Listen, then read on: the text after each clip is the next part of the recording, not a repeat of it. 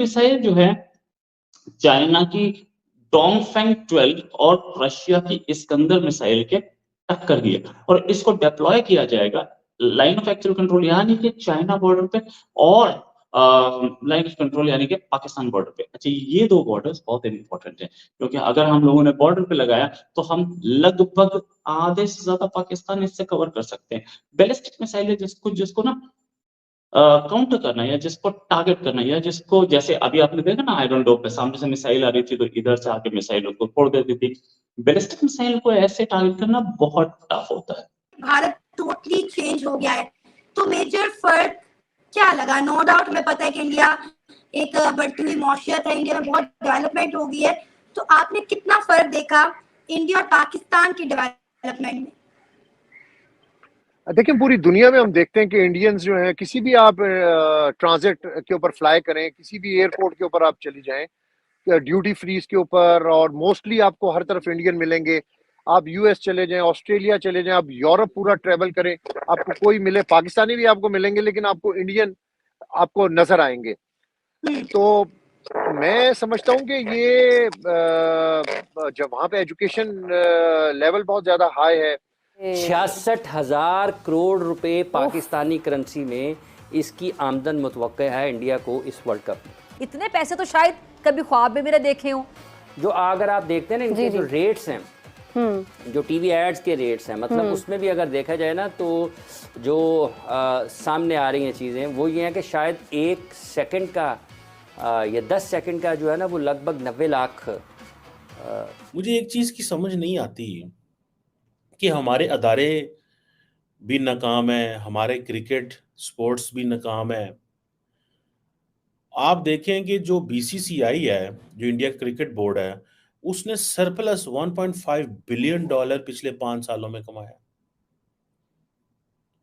अब आप ये इमेजिन कर लें कि $1.5 बिलियन एक एंटिटी, क्रिकेट एंटिटी जो है, ठीक है जी, और तो घबराया पाकिस्तान और चाइना इस पल्ले मिसाइल से। नमस्कार दोस्तों, स्वागत है आपका रोज की तरह एक और एपिसोड में।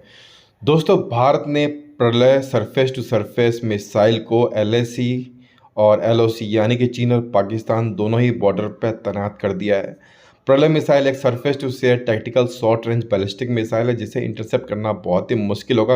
अगर इसकी स्पीड की बात करें तो वो होगा मैक 1 से लेकर 1.6 मैक तक। ऑपरेशनल रेंज है इसका 150 से लेकर 500 किलोमीटर और इसे डेवलप किया है DRDO ने। जी हाँ दोस्तों, ये बहुत ही खतरनाक अपनी तरह का एक मिसाइल है और भारत का इसका डिप्लॉय करना LAC और LOC पे एक बहुत ही अच्छा कदम माना गया है और आधा तो काम इसका कर दिया चुका है। और इस पर दोस्तों जो ये डिप्लॉय किया गया है, इस पर जो रिएक्शंस हैं आने वाले जो आप वीडियो में देखेंगे, और भी जो लेटेस्ट अपडेट है पाकिस्तान मीडिया से रिलेटेड जो इंडिया पे डिस्कस करते हैं वो आप आने वाली वीडियो में देखेंगे। So without wasting any time चलिए वीडियो शुरू करते हैं, और हो सके तो चैनल को सब्सक्राइब कर वीडियो को लाइक कर दीजिएगा। जय हिंद, जय भारत।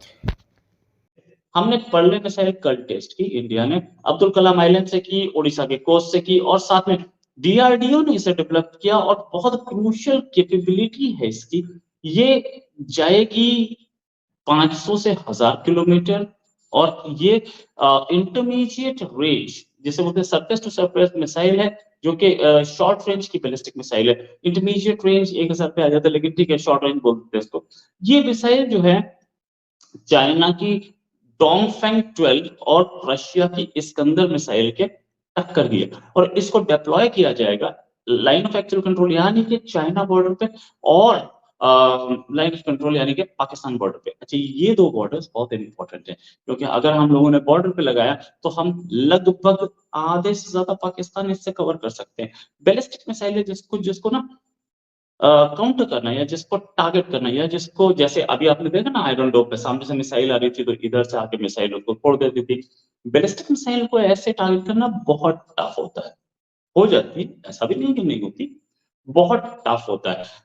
S-400 क्लेम करता है, अब S-500 भी बन रहा है, वो तो ऑफ कोर्स वो तो 100% बैलिस्टिक मिसाइल को टैकल कर लेगा। कुछ सालों पहले भी इंडिया का दौरा किया था और आप जब कुछ सालों के बाद आप दोबारा गए तो आपने देखा कि भारत टोटली चेंज हो गया है, तो मेजर फर्क क्या लगा? नो डाउट हमें पता है कि इंडिया एक बढ़ती हुई मौशियत है, इंडिया में बहुत डेवलपमेंट हो गई है, तो आपने कितना फर्क देखा इंडिया और पाकिस्तान की डेवलपमेंट में? देखिए पूरी दुनिया में हम देखते हैं कि इंडियंस जो हैं किसी भी आप ट्रांजिट के ऊपर फ्लाई करें, किसी भी एयरपोर्ट के ऊपर आप चली जाएं, ड्यूटी फ्रीज के ऊपर, और मोस्टली आपको हर तरफ इंडियन मिलेंगे।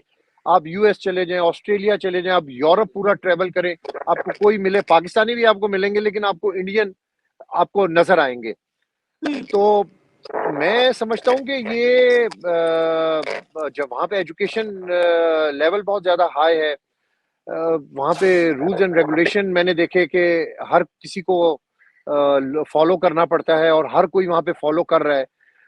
1 अरब 40 करोड़ की आबादी है, और मैंने तो अभी 5 स्टेट्स देखी हैं सिर्फ, और भी बहुत सारी स्टेट्स हैं। और अभी तो हमने स्टेट्स के अंदर, हमारा तो रेडियस बड़ा मिनिमाइज होता था, स्टेडियम से होटल। ज्यादातर मैंने देखा कि डेवलपमेंट बहुत ज्यादा अच्छा, नई ट्रेन्स वहां पे बनी है। अभी मैं उन ट्रेन्स के अंदर बैठा नहीं, मैं उनकी जो राजधानी है उसमें पहले बैठा हूँ, जनता में बैठा हूँ, शताब्दी में पहले बैठा था। इस बार भी मैंने ट्रेवल किया। फिर अमृतसर से मैं गोल्डन टेम्पल में मैंने बॉम्बे तक का सफर किया है। तो अब वहां पे मजीद ट्रेन्स बहुत ज्यादा हो गई हैं। फिर जो उनका जो सेंट्रल ट्रेन्स का सिस्टम है, अंडरग्राउंड ट्रेन्स हैं, जो उनकी मेट्रोज हैं, वो बहुत ज्यादा आउटस्टैंडिंग है। मैंने आपको बताया कि इसके ऊपर अभी बहुत सारी वीडियोस मैंने अभी करनी है, और इसके ऊपर तो बहुत सारी चीजें लिखी जाती हैं कि आपको एक मेमोरी, आप उसको रिकॉर्ड करना चाहिए। आपको पता है कि इस वर्ल्ड कप से इंडिया को पाकिस्तानी करेंसी में कितनी आमदन होनी है?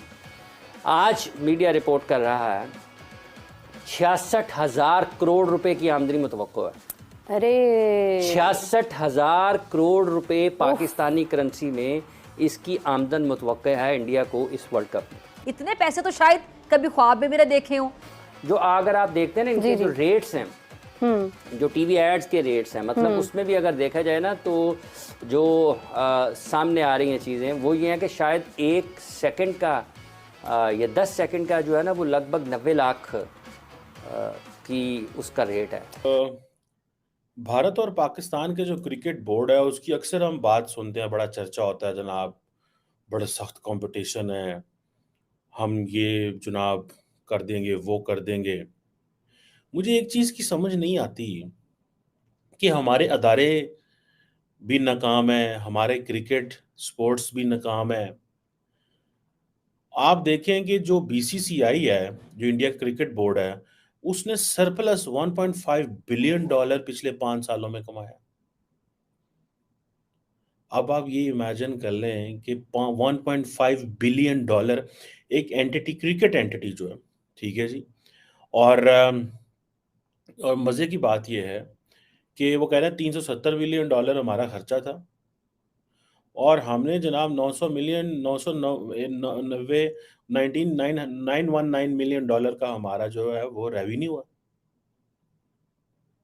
अब क्वेश्चन ये आता है कि ये कहा जाता है कि ये बोर्ड का सरप्लस है, और हमारी पोजीशन ये है कि हम किस पे डिपेंडेंट हैं? हम इंडियन बोर्ड के रेवेन्यू पर डिपेंडेंट हैं। याद है ना आपको वो होगा, क्या नाम है उसका, रमीज राजा की स्टेटमेंट जो थी, ठीक है, जो रमीज राजा साहब ने पार्लियामेंट में दी थी, जिसको अक्सर मैं जिक्र करता हूँ। ये आप लड़का देखें जो क्या नाम है इनका, जय शाह साहब जो है, ये ज़कात अशरफ साहब के सामने लड़के ही है ना यार। मतलब ज़मीन और आसमान का फ़र्क है, ज़मीन और आसमान का फ़र्क है। तो ये देख लें ये किस तरह काम कर रहे हैं। इससे पहले हम देखें नजम सेठी साहब जो हैं, वो भी एक बूढ़े शख्स है, 70+। ये साहब भी 70+। उन्होंने यंग लड़का लगाया हुआ है जो मेहनत कर रहा है, काम कर रहा है, उसने पकड़ के चीज़ें जो है वो ट्रांसफॉर्म कर दी हैं। हमें बुरी लगती हैं, ऐसी कहने हैं जनाब वो हिंदू के तरक्की कर गए ने, ईसाई के तरक्की कर गए ने, यहूदी के तरक्की कर गए, मुसलमान पीछे रह गए। मुसलमान नहीं पीछे रह गए, जब मेहनत करेंगे, जब मेरिट नहीं होगा, जब अकाउंटेबिलिटी नहीं होगी, जब ट्रांसपेरेंसी नहीं होगी, जब सिस्टम में लोग जो है अपनी मर्जी के बंदे डालेंगे। ये नहीं है कि चलो इंडिया में वो जिसे वो कहते हैं कि मर्जी नहीं चलती, वो भी अपनी मर्जी से लोगों को लगाते हैं, but at the end of the day के ट्रांसपेरेंसी एंड अकाउंटेबिलिटी तो हो। हमारी एलीट की तो भूख ही खत्म नहीं होती।